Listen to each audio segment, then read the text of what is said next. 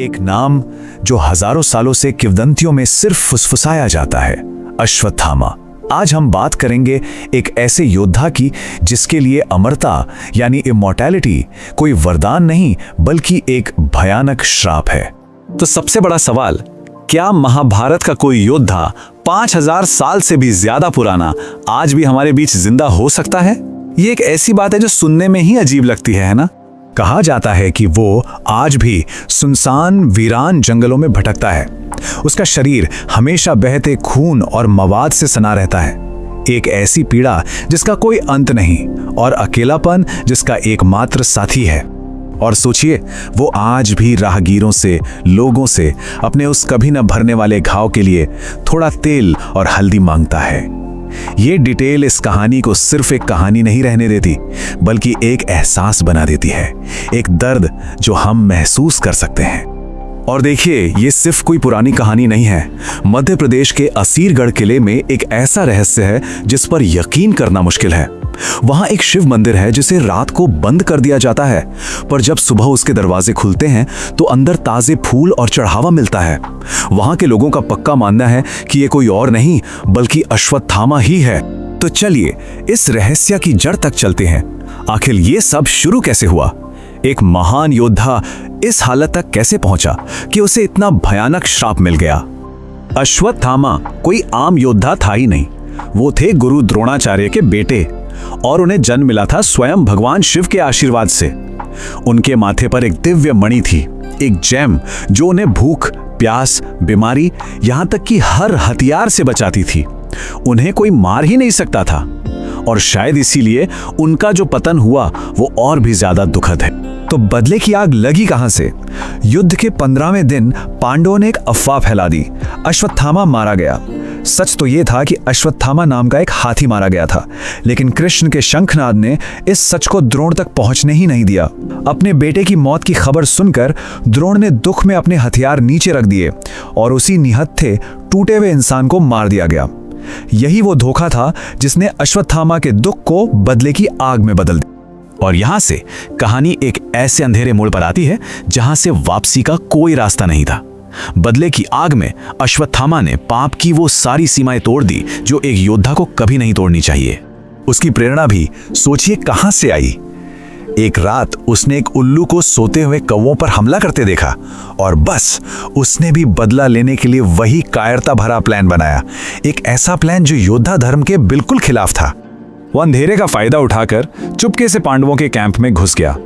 वहां उसने 5 लोगों को सोता हुआ देखा और उन्हें पांडव समझ लिया, लेकिन वो पांडव नहीं थे, वो द्रौपदी के 5 बेटे थे और उसने उन 5 सोते हुए निहत्थे बच्चों को बेरहमी से मार डाला। इस पाप की भयावहता का अंदाजा इस बात से लगाइए कि जब मरते हुए दुर्योधन को यह पता चला तो उसने भी इस हरकत की निंदा की। उसने कहा, मूर्ख, तूने हमारे ही वंश का नाश कर दिया। ये पांडव नहीं, द्रौपदी के पुत्र हैं। सोच सकते हैं ये कितना बड़ा पाप था।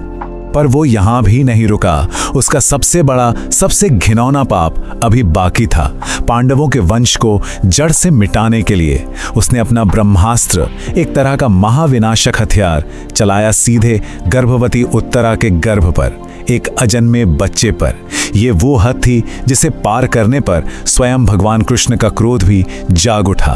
तो इन सब भयानक पापों का परिणाम क्या हुआ? अश्वत्थामा को अपने किए की क्या कीमत चुकानी पड़ी? भगवान कृष्ण गुस्से में थे, पर उन्होंने सबसे पहले उस अजन्मे बच्चे को बचाया।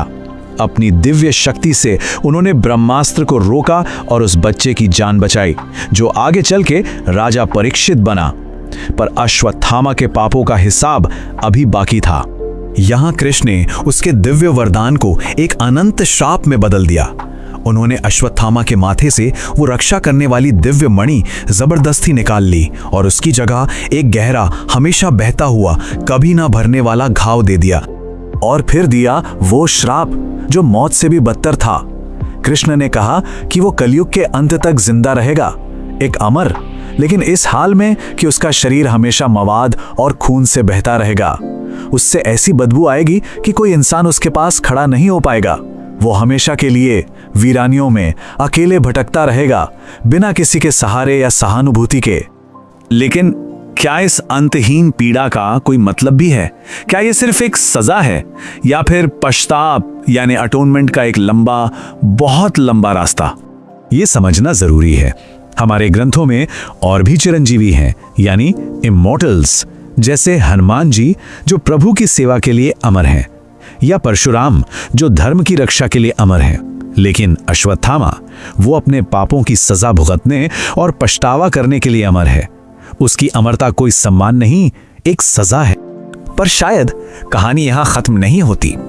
हमारे एक प्राचीन ग्रंथ है भविष्य पुराण, और उसमें इस लंबी तपस्या के अंत का एक संकेत मिलता है।